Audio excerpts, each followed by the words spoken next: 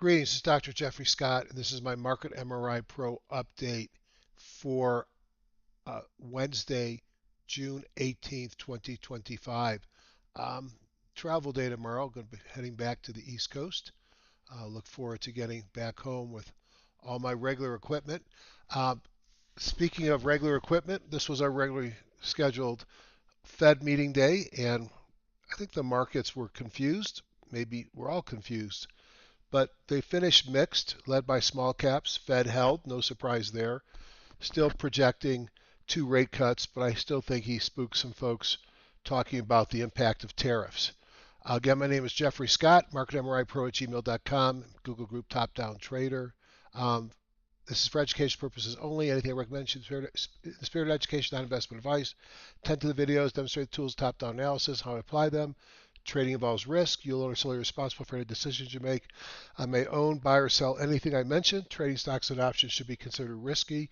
You should always consult with your financial advisors. I'm a doctor, not a financial advisor, and I have tools in multiple platforms. Speaking of tools, for those that are waiting, I'll get home tomorrow, and then over the weekend, if not on Friday, I will send you out your Stripe um, links, and I'll have Praveen activate you in the meantime. So those should happen to you by this weekend.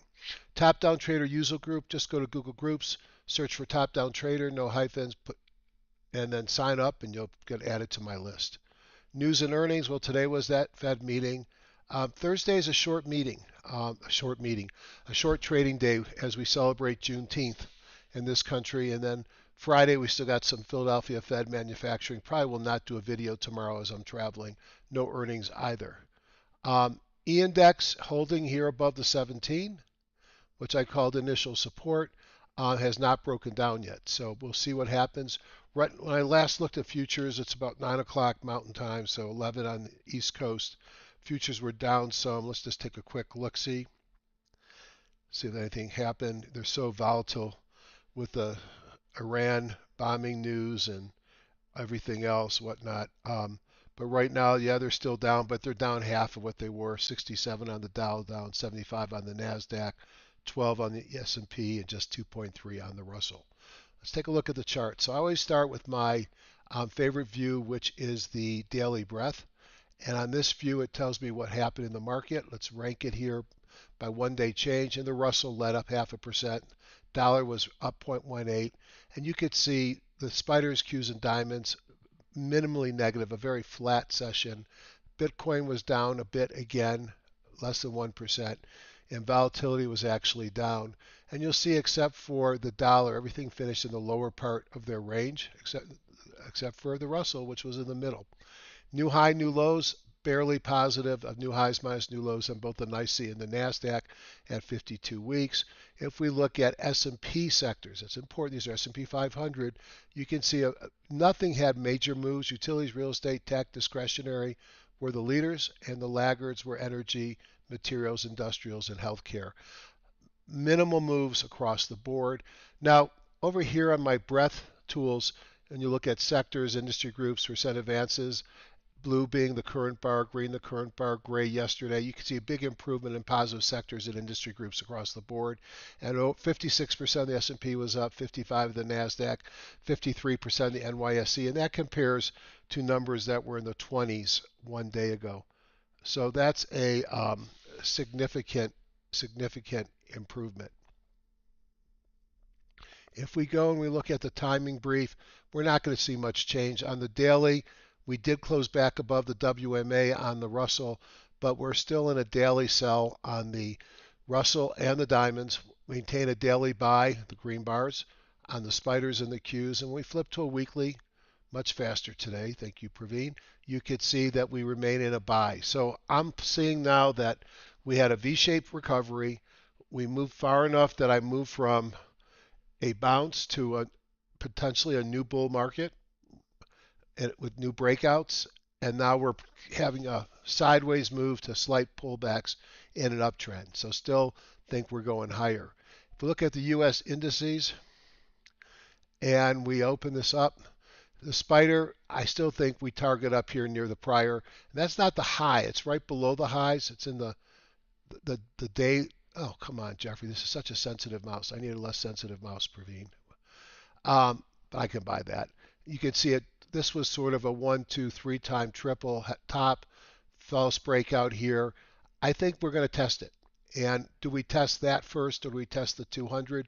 I think we test the alt highs. So I'm still thinking we're going there, not convinced we're going to break out. So all these were down, spiders, Qs, diamonds down less than 0.1% in the market's flat day, um, with a little bit of a spinning top there, pulled down into the 17, down minimally.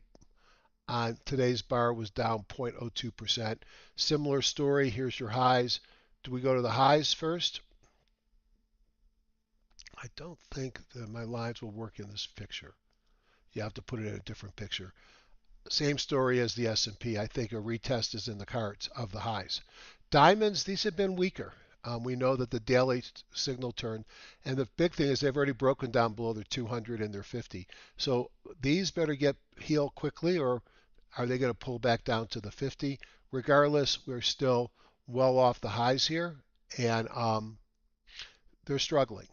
And the other thing that's struggling is the Russell. So really the S&P and the Qs are very different than the diamonds and the Russell, where the Russell has not recently set new highs, and continues to fail here at this 200. It bounced off the 17. Let's see if it can make another run here as it's done in the past. So mixed markets. The volatility, you might expect it to have gone up some in the market today, but the market was flat and it was down 6.76. And then the dollar, which had a big up day on Tuesday, actually was up again on Wednesday, up another 0.18%. When I look at the commodities, again, some of these will be shaken around by the Fed comments as well. So gold had broken out of this wedge, now pulled back to the apex of the wedge, and gold was down 0.5%. Silver breaking out, not all-time highs, just go back to 2011, but silver was down in the market 1.39 after a recent run up to new highs. Oil faltered late in the session. All this talk about Iran, U.S. entering or not, but oil has been up. If you look at the last 4 bars, oil has moved from 75 up to 82, so that's a 10% move.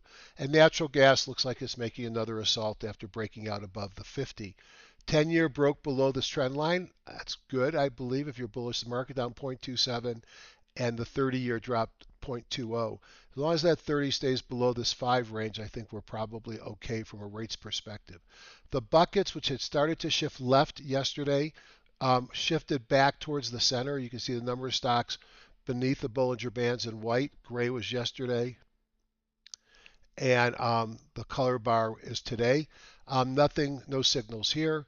If we look at market breadth and we look at the NYSE on the left and the NASDAQ on the right, you could see bearish candles on both, although the difference is the NASDAQ closed higher than it opened, and it was up on the greater NASDAQ a bit, and the NYSE was down. Volume doesn't look impressive. Stocks above the 20, 50, 200 drifting lower. And when we look down here, new high, new lows, barely positive on both. ADs barely positive on both, and up-down volume also positive on both. No new signals on the bottom. So again, I feel like we're heading towards a retest of all-time highs, at least on the spiders, the Qs, and maybe the diamonds eventually.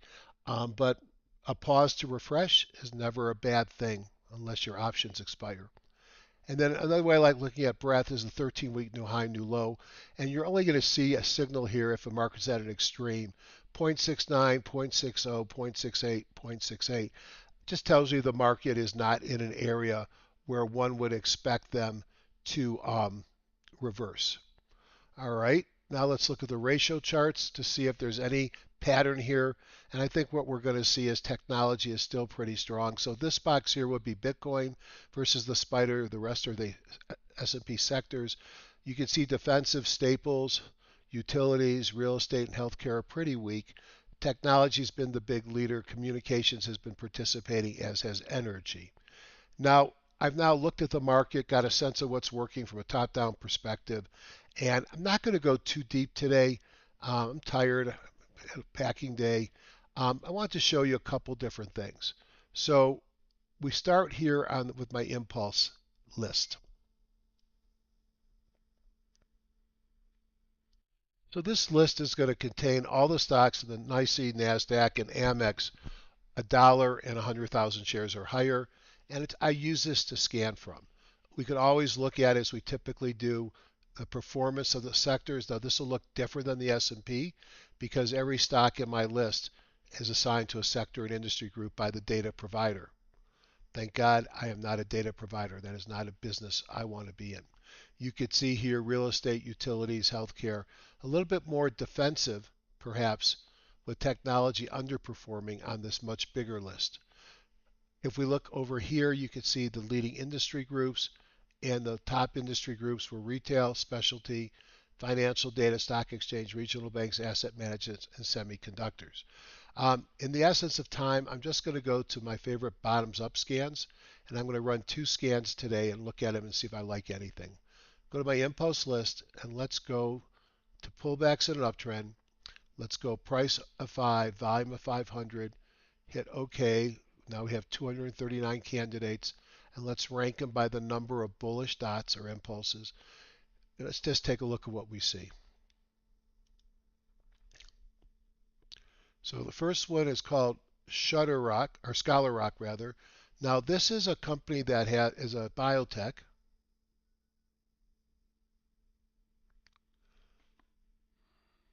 So I already own some of this stock, and I bought it on some positive data. And look what's making it move here. Positive results from weight loss trial. Helps preserve muscle mass in late stage trial when used with Eli Lilly's. Well, one of the problems with Mounjaro and that class of drugs is the loss of muscle mass. So if you could add something to that drug and maintain muscle mass, if you look at this on a weekly chart,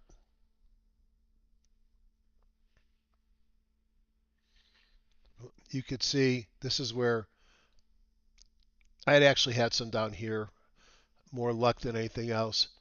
Consolidated a big gap, pull back to the 50, pull back again. I think it looks interesting right here. I think weight loss is hot. You got an RS and OBV cross. You're above the 17, which is above the 50 and 200. You're not old enough to be extended. I think, and you got volume, breakout, and momentum here.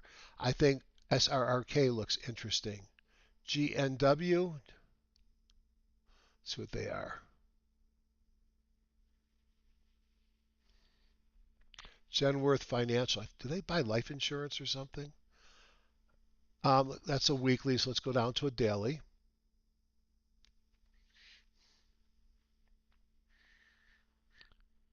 Interesting. Big sideways move. Giant breakout today.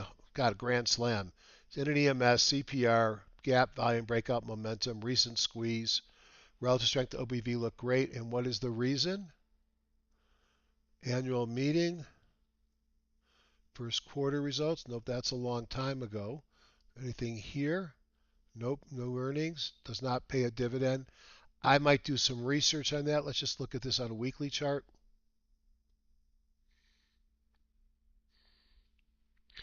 I'd want to figure out what happened here. This is a pretty massive move, but on a weekly chart, it's in a nice uptrend and it pulled back and broke out. Still think it was probably too big of a move for me to be chasing right here.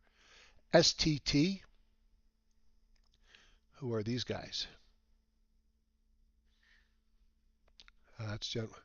So State Street Financial, we saw regional banks were strong, sideways move and a breakout here. Not on earnings. Next earnings are July. Good earnings per share growth compared to the multiple. Pays a dividend. This one looks interesting as well. So those are some of the stocks I'll be looking at. Notice how my scan brings them up right away. And the one that was sitting there when we came on, I think looks really good too, and that's Snow. Snowflake is a less expensive alternative cloud for my office. We use Azure, but we do a lot of work in Snowflake, which saves me money. And if we look at this on a daily chart, you have a stock that took out a double top here with a gap, Looks a little bit like a flag and maybe breaking out of that flag right here. So I think this is one that I might be looking at as well. So gave you thoughts on my market, some of what I think are the leading stocks there. Let's just do one more thing. Let's kill that. And let's just, I can't help myself. Let's take a look at my 2-day momentum. Hit OK. And a lot of them. Let's look real quickly. MRP. Come on. REIT. Don't know anything about this. Looks like it's probably an IPO. Won't have any fundies. All right. And what we're looking for are these 2 dots down here above the squeeze. That is a sign of a strength stock. Hinge.